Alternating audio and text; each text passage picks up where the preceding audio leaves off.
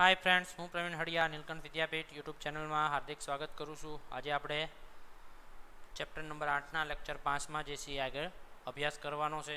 હવે આપણે જે ટોપિક શરૂ કરવાનો છે એ ટોપિકનું નામ છે કલિકા સર્જન, જે અલિંગી પ્રજનન પદ્ધતિનો શું છે પ્રકાર છે। એટલે યાદ રાખજો, અલિંગી પ્રજનન પદ્ધતિમાં પહેલાં કયા કયા પ્રકાર ભણી ગયા એ ખાસ યાદ રાખજો।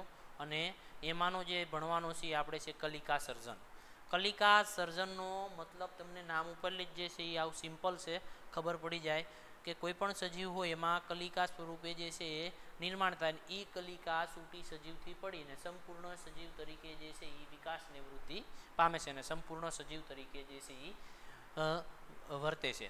एटले कलिका सर्जन पहला तो एक कोशी सजीवोमां बहुकोशी सजीवोमां बंनेमां जे छे जोवा मळे, याद राखवानुं छे। हवे खास जे छे एक कोशी सजीव कोण, तो एक कोशी सजीव ईस्ट। ईस्ट शू से एक प्रकारनी फूग से। केवी फूग से? एक कोशीय फूग। बहुकोशीय सजीवों में उदाहरण से हाइड्रा, रेडी, वादળી। वादળી में खास याद राखजो अंतकलिका सर्जन जोवा मळे। कलिका सर्जन तो छे ते कलिका सर्जनना बे प्रकार, पहला अहींया हूँ तमने शार्ट स्वरूपे जे छे ई लखुं छुं एटले वधारे जे छे ई ख्याल आवशे।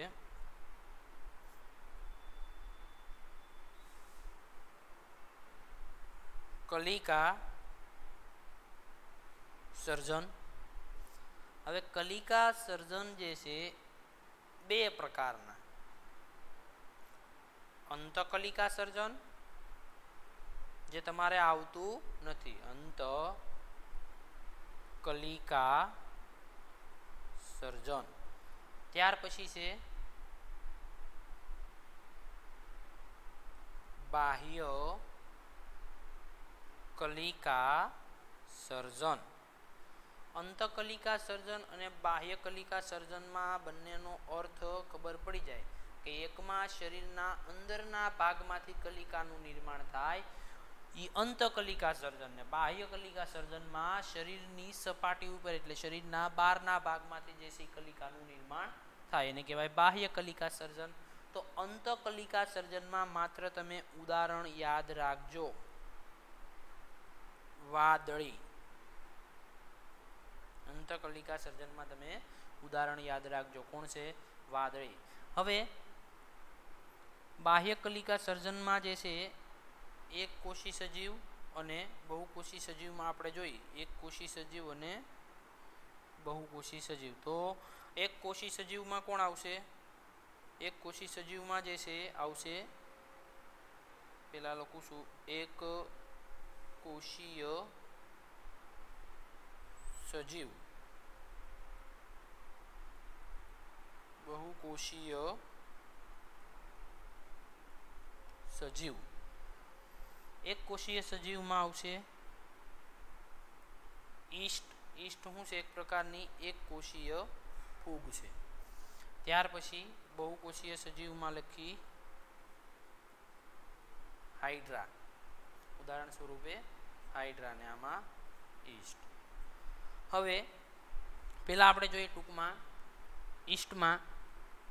ईस्टमां नानी कलिका जेवी बाह्य वृद्धि पामी कोषरसनी सपाटी पर एटले कोषरस पटलनी उपर स्वतंत्र सजीव तरीके वृद्धि पामे छे। કેટલીક વખત આ પ્રક્રિયા 3 થી 4 વખત વિભાજન થતા સતત શૃંખલા વસાહત બનાવે છે। એટલે મતલબમાં એવું છે आ सजीवों जे कलिका ईस्ट में आपणे जोईए तो अहींया आपणे ईस्टनी आकृति जे छे ई ड्रो करेली छे कि भाई ईस्टनी बाह्य सपाटी वाळो भाग जे छे एमांथी एक कलिकानुं शुं थाय छे निर्माण थाय छे। हवे ई कलिका सूटी पड़ी घणीवार अने संपूर्ण सजीव तरीके जे छे ई वर्ते छे। पण घणीवार आमां एवुं थाय कि आ जे कलिका सूटी पड़े ई सूटी पड़ती नथी, 3-4 वार विभाजन थई जाए अने कलिका एकबीजाने जे छे ई छोटेली ज रही छे। एटले आने कहेवाय वसाहत। समूहमां जे छे समूहमां जोवा मळे छे, एटले के वसाहतमां जे छे ई श्रृंखलामय रचनानुं जे छे ई निर्माण करे छे। एटले हेमां छे कलिका सर्जन ईस्टमां। एटले खास जे छे ई याद राखजो कि ईस्टमां एक कोशीयमां कलिका सर्जन समजावो तो केमां आवशे? ईस्टमां अहींया जे छे तबक्का आपणने आपेला छे। जो पहेला ईस्ट कोष आपेलो छे, पछी शुं थयुं कोष केंद्रनुं विभाजन, कोष रसनुं विभाजन अने पछी कलिकाओनुं નિર્માણ અને એવી સતત કલિકાઓ શૃંખલામય આપેલી છે તો એને કહેવાય વસાહતની રચના, જે વસાહતમાં સમૂહમાં જે છે એ જોવા મળે, અથવા તો ઘણીવાર જે છે એ વસાહતમાં જોવા મળતા નથી. પછી ત્યાર પછી આપ્યું છે હાઇડ્રામાં, એટલે કે બહુકોષીય સજીવોમાં કલિકા સર્જન. તો કેટલાક નીચલી કક્ષાના પ્રાણીઓ, ઉદાહરણ તરીકે હાઇડ્રા, કલિકા સર્જન માટે પુનઃસર્જનની ક્ષમતાવાળા કોષોનો ઉપયોગ કરે છે. ખાસ યાદ રાખજો કે એવા ભાગમાંથી આંગળીના પ્રવધ જેવી કલિકાનું નિર્માણ થાય છે કે જે ભાગ પેલેલી કેવો ધરાવે છે, પુનઃસર્જન ક્ષમતાવાળા કોષો ધરાવે છે. એવા જ ભાગમાંથી હાઇડ્રામાં જે છે એ કલિકાનું જે છે નિર્માણ જોવા મળે છે. એટલે કલિકાનું નિર્માણ થાય એટલે એ ભાગમાં જ કોષ વિભાજન થાય. કોષ વિભાજન થાય એટલે ધીમે ધીમે એ ભાગમાંથી આપણે જેમ કહીએ કે ફણગો ફૂટે, એવી જ રીતે આંગળી જેવા પ્રવધનું શું થાય છે, નિર્માણ થાય છે. એ નિર્માણ ધીમે ધીમે આખા હાઇડ્રામાં જે છે બાળ હાઇડ્રામાં રૂપાંતરણ પામી જાય, અને બાળ હાઇડ્રામાં રૂપાંતરણ પામી જાય ત્યાર પછી હાઇડ્રામાંથી શું થાય છે, છૂટું પડે છે. એટલે આ એક પ્રકારનું કલિકા સર્જન જ છે. એટલે બહુકોષીય સજીવોમાં યાદ રાખજો, ખાસ કરીને કેટલીક નીચલી કક્ષાના પ્રાણીઓ, ઉદાહરણ તરીકે હાઇડ્રા, કલિકા સર્જન માટે પુનઃ સર્જનવાળા ક્ષમતાવાળા કોષોનો જે છે ઉપયોગ કરે છે. હાઇડ્રામાં શરીરની બહારની સપાટી પર કોષોનું વારંવાર વિભાજન થવાથી, યાદ રાખજો કે જે બાહ્ય સપાટી છે એ ભાગમાં પુનઃસર્જન ક્ષમતાવાળા કોષો ધરાવે છે.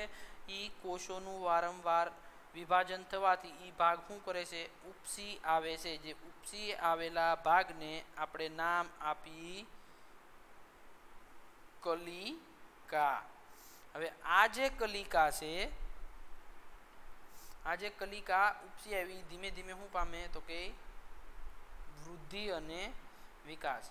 એક સમય એવો આવશે કે એ હાઇડ્રા જેવું જે છે એનું વિભેદન પામી અને રચના બનશે. હવે એ હાઇડ્રા જેવી જે રચના બની પછી શું થાય તો કે પિતૃ પ્રાણીથી, એટલે કે પિતૃ સજીવથી શું થાય, છૂટી પડશે અને સંપૂર્ણ સજીવ તરીકે વર્તશે. એટલે આ જે છે એ કયું છે, હાઇડ્રામાં કલિકા સર્જન. હાઇડ્રામાં શરીરની બહારની સપાટી પર કોષોનું વારંવાર વિભાજન થવાને કારણે કોષો ઉપસી આવે છે. આ ઉપસેલા ભાગને કલિકા કહે છે. તે વૃદ્ધિ પામી બાળ સજીવમાં ફેરવાય છે. બાળ સજીવ પૂર્ણ વિકાસ પામી પિતૃ શરીરથી અલગ થાય છે અને સ્વતંત્ર પ્રાણી એટલે કે હાઇડ્રા તરીકે જે છે એ વર્તે છે. એટલે આવું સિમ્પલ છે, ખાલી યાદ રાખવાનું છે. કલિકા સર્જન કોને કહેવાય, હાઇડ્રા અને ઈસ્ટમાં, એક કોષીયમાં અને બહુકોષીયમાં પૂછાય છે. ઘણીવાર બોર્ડમાં જે છે 2 માર્કમાં પ્રશ્ન પૂછાઈ ગયેલો છે. હવે આપણે જોઈને તો ઈસ્ટમાં વસાહત જે છે જોવા મળે છે, હાઇડ્રામાં વસાહત જોવા મળતી નથી. એટલે એ ખાસ જે છે યાદ રાખજો કે કયું એવું પ્રાણી છે કે જે કલિકા સર્જન દરમિયાન વસાહતની જે છે રચના કરે, અથવા તો શૃંખલામય વસાહતની જે છે રચના બનાવે છે. તો કોણ આવશે, અથવા તો એમ આપ્યું હોય એક કોષીય પછી બહુકોષીય, તો એમાં એક કોષીય આપણે ઉદાહરણ લેવું પડે, કારણ કે એક કોષીયમાં કોણ આવે, ઈસ્ટ આવે. અથવા તો ઈસ્ટ આપેલું હોય, હાઇડ્રા આપેલું હોય, પ્લેનેરિયા આપેલું હોય, તો એમાં જવાબ શું આવશે, ઈસ્ટ આવશે.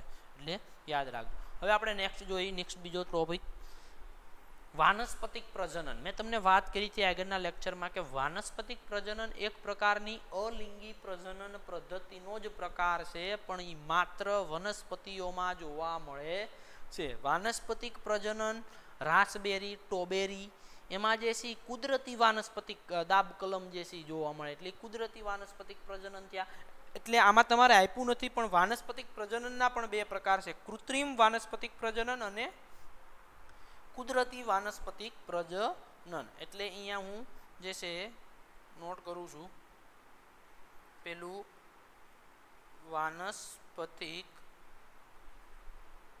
પ્રજનન. હવે આ વાનસ્પતિક પ્રજનન જે છે, પહેલા તો કેવું પ્રજનન છે તો કે વાનસ્પતિક પ્રજનન જે છે, વાનસ્પતિક પ્રજનન એક પ્રકારનું કેવું પ્રજનન છે,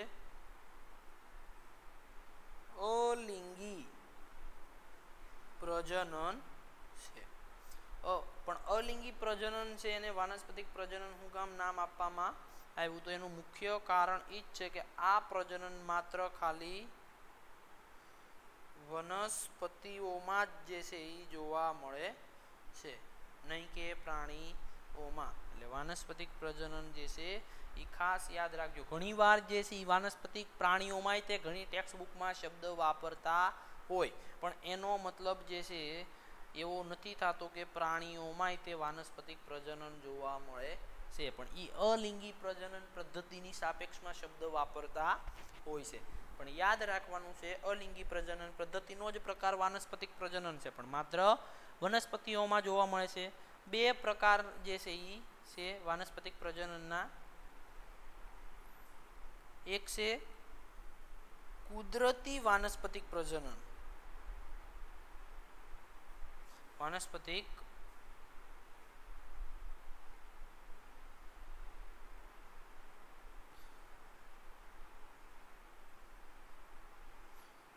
પેલું આપેલું છે કુદરતી. હવે કુદરતી વાનસ્પતિક પ્રજનન અને કૃત્રિમ વાનસ્પતિક પ્રજનનમાં એમાં જે છે એ ફેર હું છે એ ખાસ યાદ રાખજો. કુદરતી અને કૃત્રિમ. કુદરતી એટલે જે માનવ સર્જિત નથી અને કૃત્રિમ એટલે માનવ સર્જિત છે.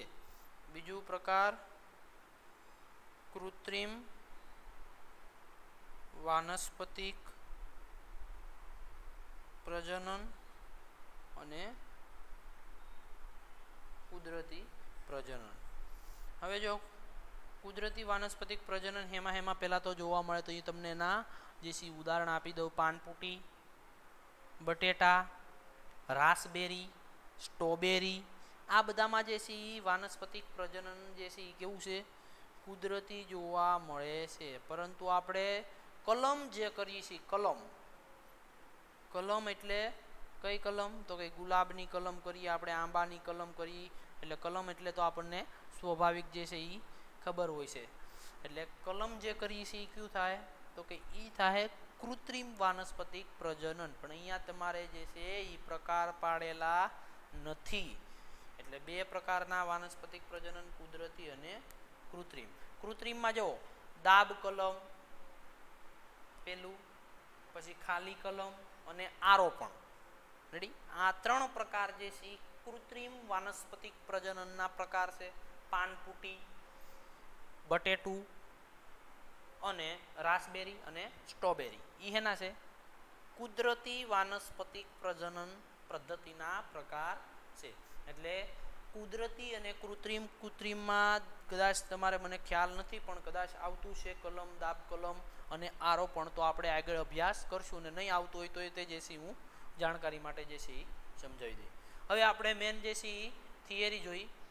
કેટલીક વનસ્પતિમાં મૂળ, પ્રકાંડ અને પર્ણના અનુકૂળ પરિસ્થિતિમાં વિકાસ પામી નવા છોડ અને સંતતિનું નિર્માણ કરે છે તેવા પ્રજનનને વાનસ્પતિક પ્રજનન કહે છે. પણ આની વ્યાખ્યા બીજી રીતે પણ કહેવાય કે વનસ્પતિના જૂના સપાટ ભાગો. કેવા? વનસ્પતિના જૂના સપાટ ભાગો જેવા કે મૂળ, પ્રકાંડ અને પર્ણ યોગ્ય પરિસ્થિતિ અથવા યોગ્ય અનુકૂળ પરિસ્થિતિમાં જે છે એ અંકુરણ પામી અને નવી વનસ્પતિ, પોતાની જેવી વનસ્પતિનું નિર્માણ કરે, એને પણ વાનસ્પતિક પ્રજનન કહે છે. એટલે યાદ રાખવાનું છે કે કેટલીક વનસ્પતિમાં મૂળ, પ્રકાંડ અને પર્ણના અનુકૂળ પરિસ્થિતિમાં વિકાસ પામી નવા છોડ સંતતિનું નિર્માણ થાય.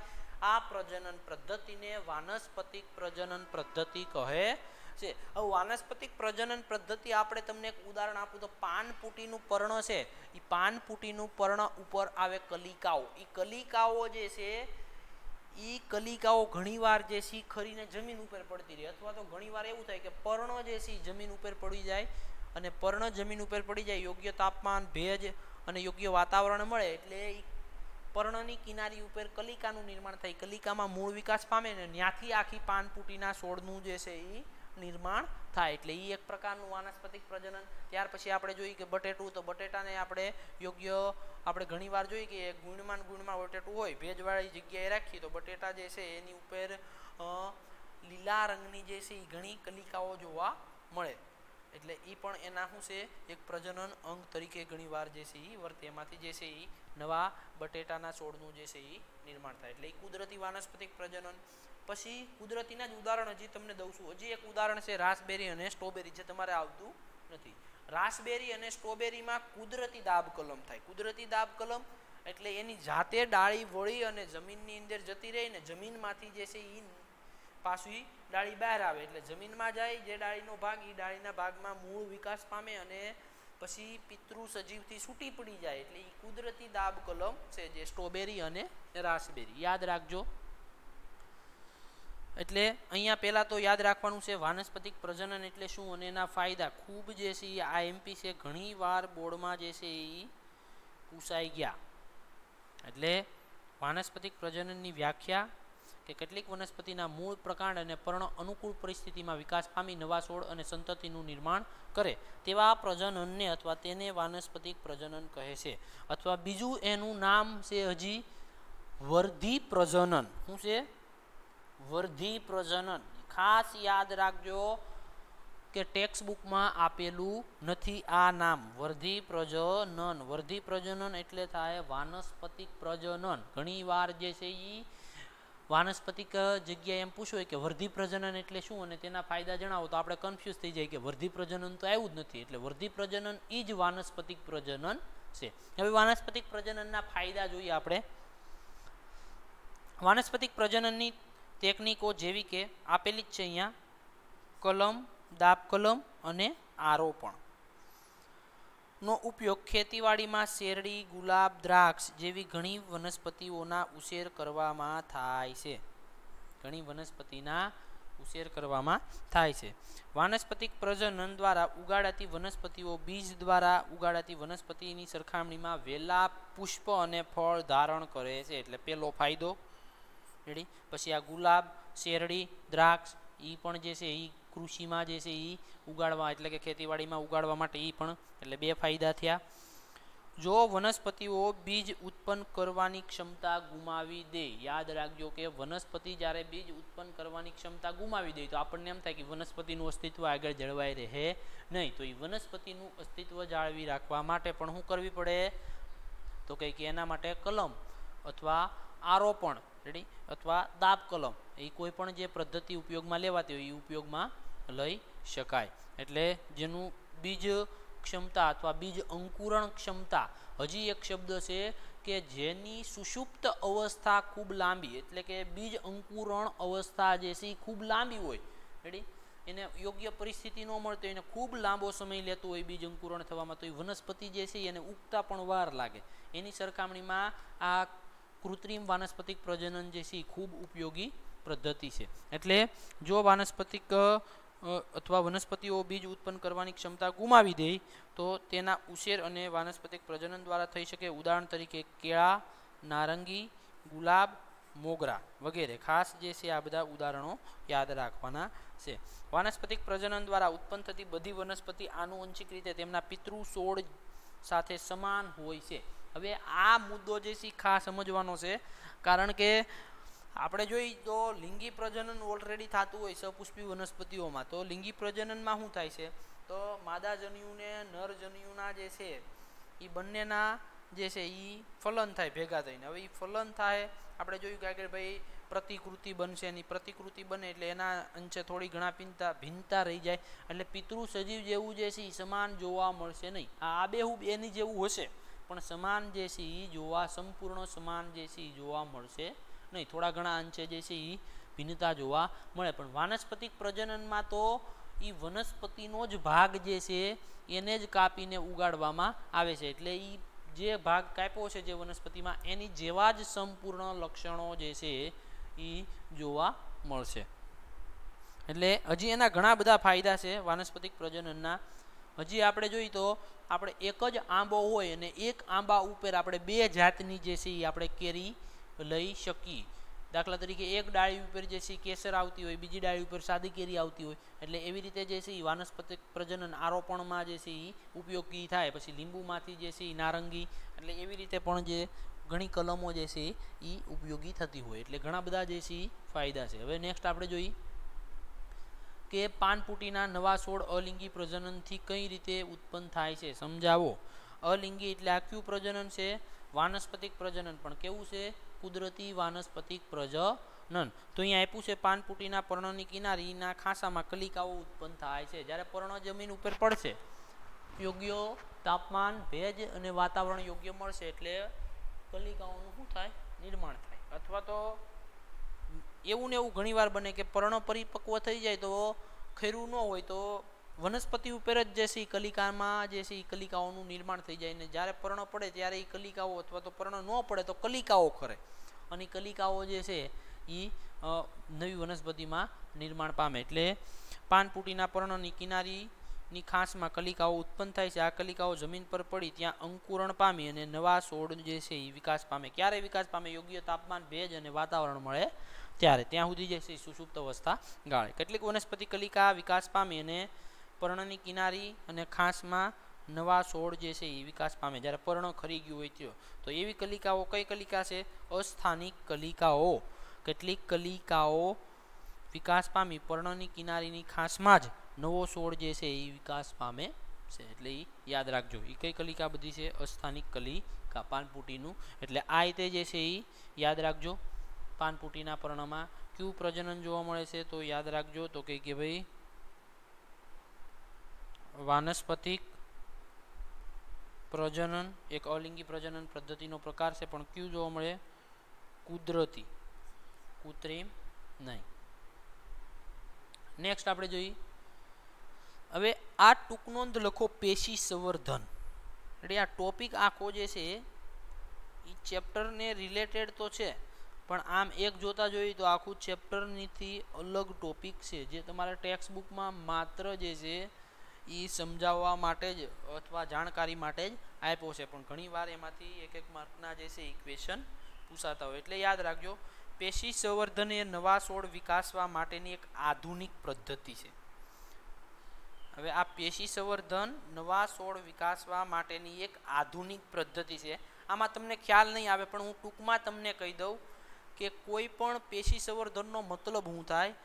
તો કોઈ પણ કોષોનો સંપૂર્ણ ક્ષમતા ધરાવતા કોષોનો એવો જથ્થો લઈ થોડા ભાગમાં અને એને યોગ્ય માધ્યમમાં જે છે એનું સંવર્ધન કરવામાં આવે. એટલે યોગ્ય માધ્યમમાં એનું કોષ વિભાજન થાય અને એમાંથી જે છે એ નવા વનસ્પતિ અથવા તો નવા સજીવનું જે છે એ શું કરે?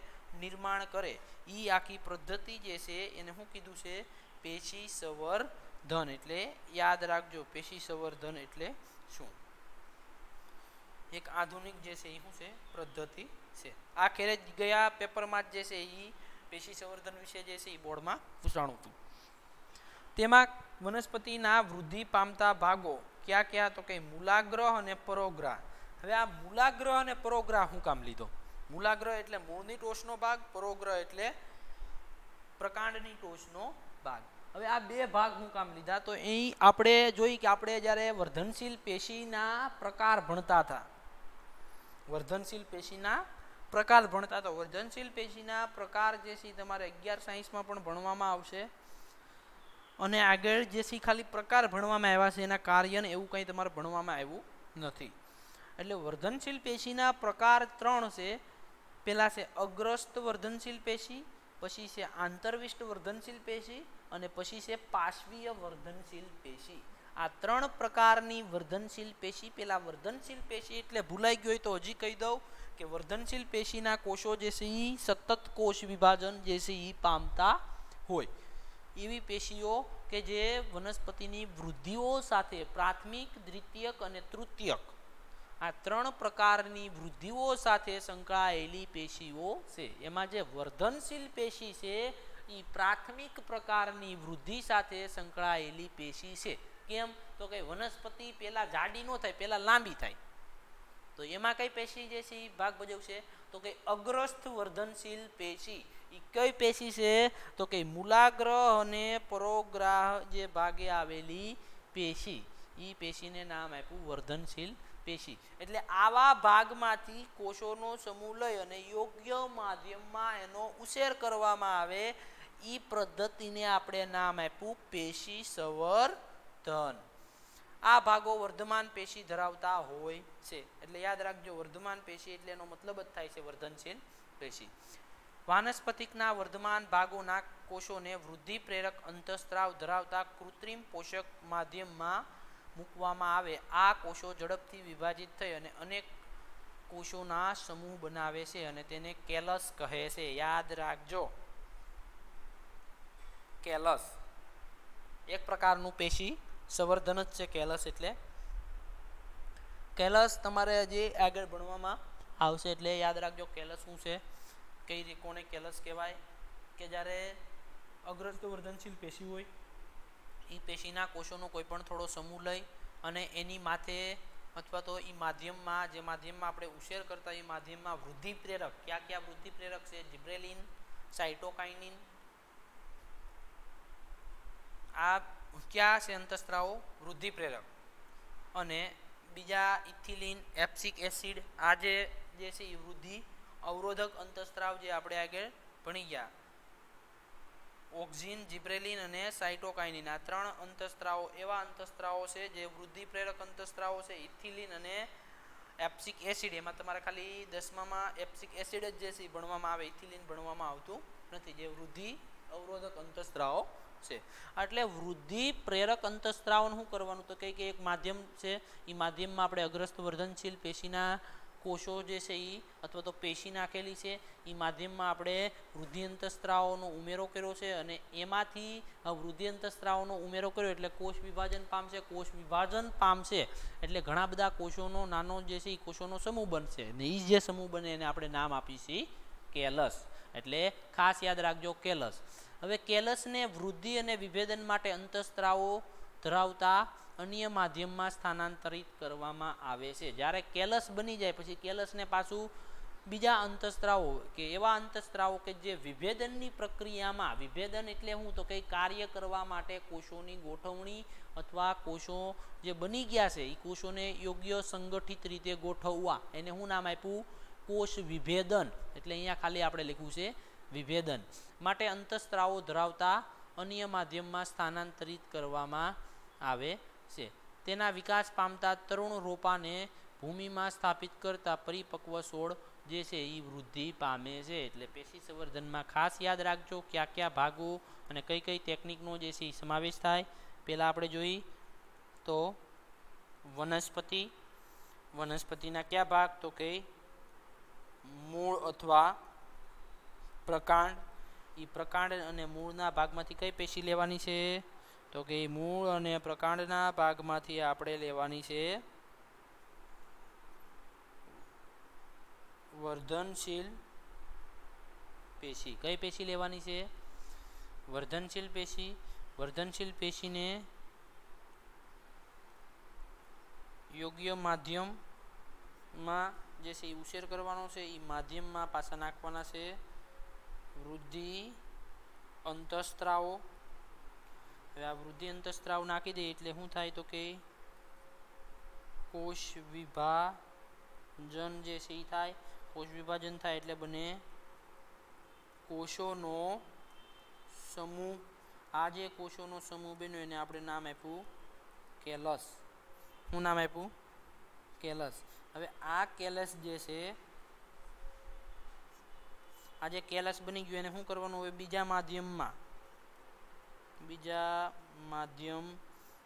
શું કર્યું છે, તો કે સ્થાનાંતરિત જે છે કરેલું છે. હવે બીજા માધ્યમમાં કેલસ જે છે એની સાથે આપણે વિભેદિત જે પામતા અંતઃસ્ત્રાવો છે, વિભેદન પામતા જે ક્રિયામાં મહત્વનો ભાગ ભજવતા અંતઃસ્ત્રાવો, આ અંતઃસ્ત્રાવો શું કરવાના છે, ઉમેરવાના છે અને એમાંથી જે છે એનું નિર્માણ થાય, તેના વિકાસ પામી અને તૃણ રોપો.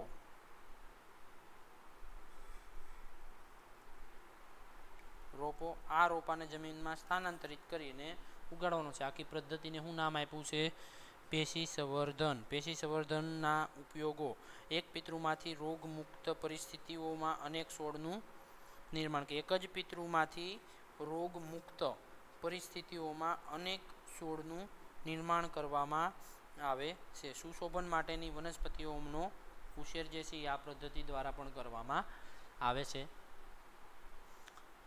હવે આપણે જે છે નેક્સ્ટ જોઈ બીજાણુ સર્જન. નેક્સ્ટ આપણે જોઈ બીજાણુ સર્જન. બીજાણુ સર્જન પણ એક અલિંગી પ્રજનન પદ્ધતિનો શું છે પ્રકાર છે. અલિંગી પ્રજનન પદ્ધતિનો પ્રકાર બીજાણુ સર્જન. તો પહેલા તો યાદ રાખજો આપણે કયા કયા પ્રકાર ભણ્યા. તો કે અલિંગી પ્રજનન પદ્ધતિના પ્રકારો અથવા પ્રકાર. પહેલો પ્રકાર ભાજન ભણી ગયા. બીજો પ્રકાર અવખંડન ભણી ગયા.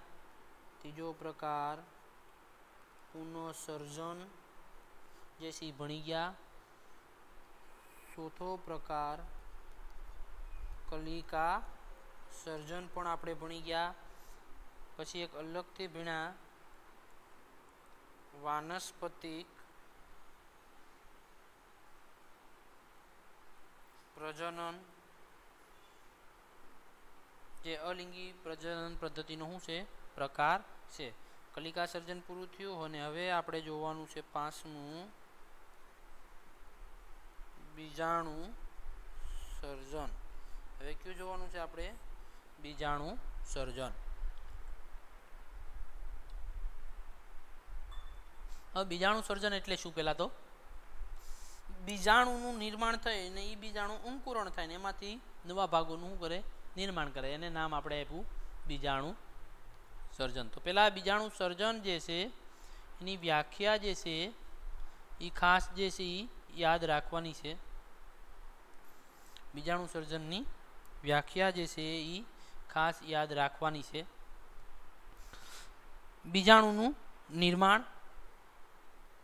બીજાણુનું નિર્માણ. હવે આપણે જોઈએ બીજાણુનું નિર્માણ કઈ રીતે થાય. પહેલાં તો બીજાણુ એટલે શું?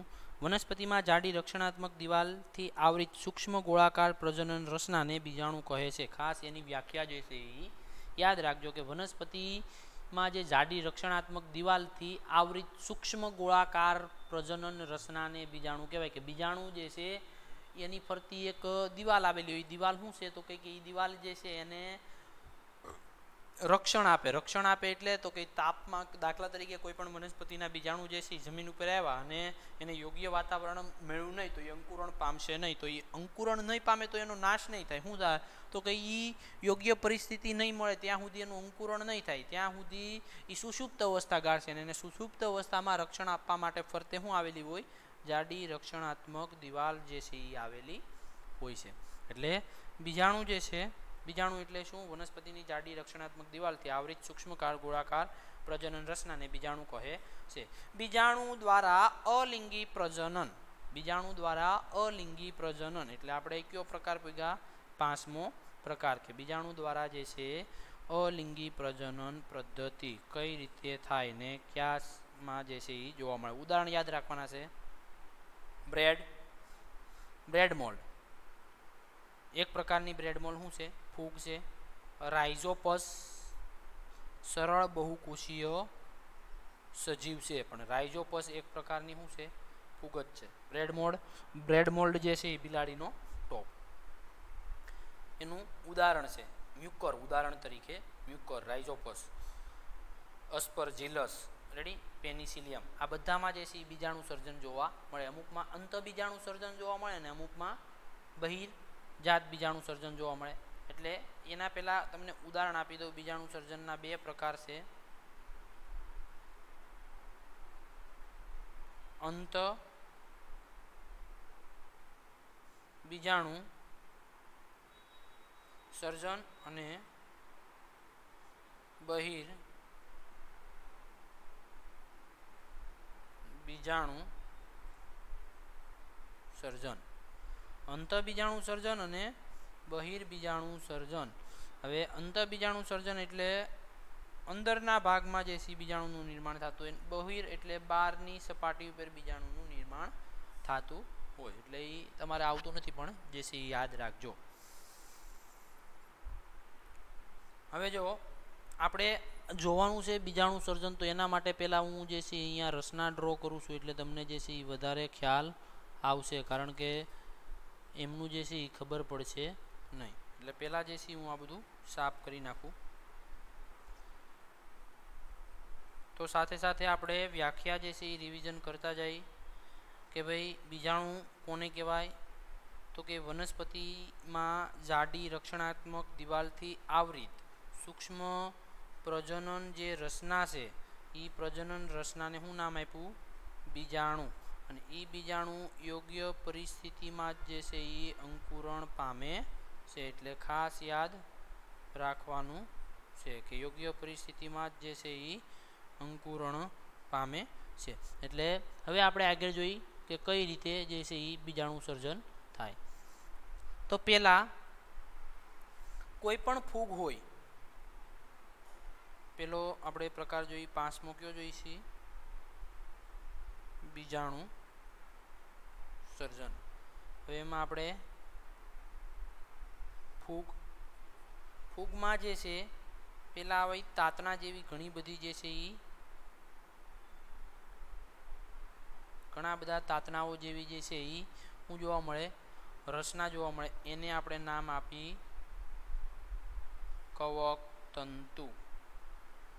અને આવા ઘણા બધા તાતણાઓ જે છે એ ગોઠવાય અસ્તવ્યસ્ત રીતે અને જાળા જેવી રચના બનાવે, એને આપણે નામ આપી કવક જાળ. શું નામ આપ્યું?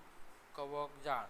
અને આ કવક તંતુ કોઈ પણ એક હોય, કવક તંતુની ઉપર બીજાણુ ધાની, એટલે આવી ગોળાકાર રચનાનું નિર્માણ થાય, એને કહેવાય બીજાણુ ધાની. એ ધાનીની અંદર ઉત્પન્ન થતા શું હોય છે? બીજાણુ. બીજાણુ ધાનીની અંદર નિર્માણ પામતા શું હોય? બીજાણુ. બીજાણુ ધાનીની અંદર નિર્માણ પામતા બીજાણુ. આ શું છે? તો કે આ છે કવક તંતુ. ને કવક તંતુની ઉપરના ભાગે ગોળાકાર રચના બીજાણુ ધાની. ને બીજાણુ ધાનીની અંદર શું નિર્માણ પામે? બીજાણુ. અને આ જે બીજાણુ ધાની છે એની માથે પણ જાડું જે છે એ રક્ષણાત્મક આવરણ આવેલું હોય, કે જ્યાં સુધી બીજાણુ પરિપક્વ ન થાય ત્યાં સુધી જે છે એનું સ્ફોટન એટલે તૂટે નહીં. જેવી યોગ્ય પરિસ્થિતિ મળે ત્યારે તૂટી જાય અને બીજાણુ જે છે એનું શું કરે? નિર્માણ કરે. એટલે આ પદ્ધતિને આપણે નામ આપી બીજાણુ સર્જન. આ પદ્ધતિને શું નામ આપ્યું? બીજાણુ સર્જન. હવે બીજાણુ આ છે એ બીજાણુ ફરતે પણ એક રક્ષણાત્મક શું આવેલું હોય? આવરણ આવેલું હોય. બીજાણુ ફરતે પણ એક જે છે રક્ષણાત્મક શું આવેલું હોય? આવરણ આવેલું હોય. આવી રીતના એ રક્ષણાત્મક આવરણ જે છે એને યોગ્ય પરિસ્થિતિમાં જે છે એ મદદરૂપ પ્રતિકૂળ પરિસ્થિતિમાં જે છે એને મદદરૂપ થાય. એટલે કે આપણે જોઈએ તો બીજાણુ જ્યાં સુધી અંકુરણ પામશે નહીં ત્યાં સુધી એને ગમે પરિસ્થિતિનો જે છે સામનો કરવો પડશે. એટલા માટે જે છે એ ફરતું આવરણ. અને હવે પાછું આ બીજાણુ અંકુરણ પામે, એમાંથી એનું નિર્માણ કરે કવક તંતુ. આવા ઘણા બધા કવક તંતુ બનાવે એટલે બને કવક જાળ. અને કવક જાળ બનાવીને પાછું જે છે એ આખી જે છે આમનું પદ્ધતિ. એટલે આને નામ આપ્યું બીજાણુ સર્જન. એટલે ટૂંકમાં જે છે આપણે જોઈ તેની તંતુ જેવી રચના એને કહેવાય કવક તંતુ. આ કવક તંતુઓ પ્રજનનમાં ભાગ લેતા નથી. કવક તંતુ જે છે એ પ્રજનનમાં ભાગ લેતા નથી. કવક તંતુના ઉધર્વસ્થ ભાગ પર વિસ્તૃત ગોળાકાર ગુશ જેવી રચનાઓ વિકાસ પામે, જેને બીજાણુ ધાની કહે છે. કવક તંતુની ઉપર જો આ રચના વિકાસ પામે એને શું નામ આપ્યું? બીજાણુ ધાની. બીજાણુ ધાનીમાં ઉત્પન્ન શું થાય છે? પરિપક્વ. જો અંદર શું ઉત્પન્ન થાય છે? પરિપક્વ બીજાણુ. બીજાણુ ફરતે રહેલી જાડી દિવાલ પ્રતિકૂળ પરિસ્થિતિમાં રક્ષણ કરે છે. ભેજયુક્ત સપાટી, પોષક દ્રવ્યો વગેરે અનુકૂળ સંજોગો પ્રાપ્ત થતાં બીજાણુનું અંકુરણ થાય છે અને અંતે રાઇઝોપસનો નવો વિકાસ થાય. એટલે નવી રાઇઝોપસ જે છે એ ફૂગનું શું કરે છે? નિર્માણ કરે છે. આને શું કહેવાય? બીજાણુ સર્જન કહે છે. નેક્સ્ટ આપણે જોઈએ નેક્સ્ટ આપણે આગળના લેક્ચરમાં જે છે એ અભ્યાસ કરશું. આજે જે છે એ એટલું રાખીએ, પણ હજી અહીંયા બીજાણુ સર્જનના જે છે એ તમને તબક્કા લખી દો એટલે જે છે વધારે ખ્યાલ આવશે.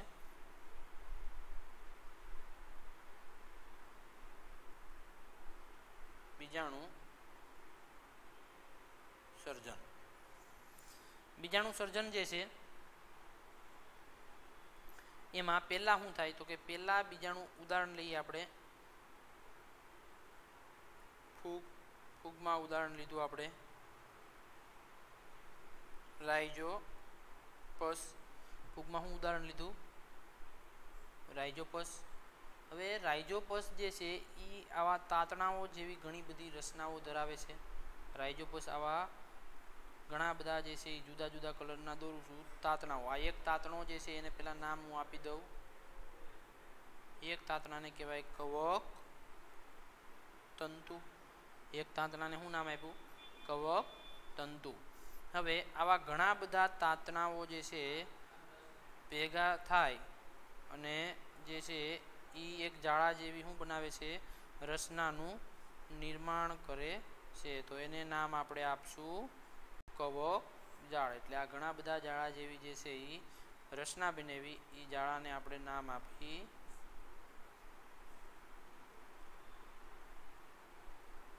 કવક જાળ. શું નામ આપણે આપ્યું? કવક જાળ. હવે આ કવક તંતુ જે છે એ પ્રજનનમાં ભાગ લેતા નથી. આ કવક તંતુઓ જે છે એ પ્રજનનમાં ભાગ લેતા નથી. તો શું થાય તો કે આ કવક તંતુઓ જે છે એની ઉપર ઉધર્વસ્થ સ્થાને ગોળાકાર ગુચ્છ જેવી રચનાનું નિર્માણ થાય. આ કવક તંતુનો ભાગ લઈ એની ઉપર ગોળાકાર રચનાનું નિર્માણ થાય. ગોળાકાર રચના, એને નામ આપણે આપી બીજાણુ ધાની. એ બીજાણુ ધાનીની અંદર જે છે એ શું થાય? બીજાણુનું નિર્માણ થાય. શું છે? બીજાણુ. યોગ્ય પરિસ્થિતિમાં બીજાણુ જે છે સ્ફોટન બીજાણુ ધાનીનું આવરણ તૂટે અને બીજાણુ નિર્માણ થાય. એને નામ આપ્યું બીજાણુ સર્જન. હવે આ બીજાણુ જે છે યોગ્ય પરિસ્થિતિમાં શું પામે? અંકુરણ પામે અને પાછી નવી ફૂગ એટલે રાઇઝોપસનું શું કરે છે? નિર્માણ કરે છે. એટલે આ હતું આપણે બીજાણુ સર્જન, જે ટૂંકમાં થિયરી સ્વરૂપે યાદ ન રહી તો આવી રીતે યાદ રાખવાનું છે. આભાર. અસ્તુ. જય હિન્દ. આગળ જે છે આપણે નેક્સ્ટ લેક્ચરમાં આપણે અભ્યાસ કરશું.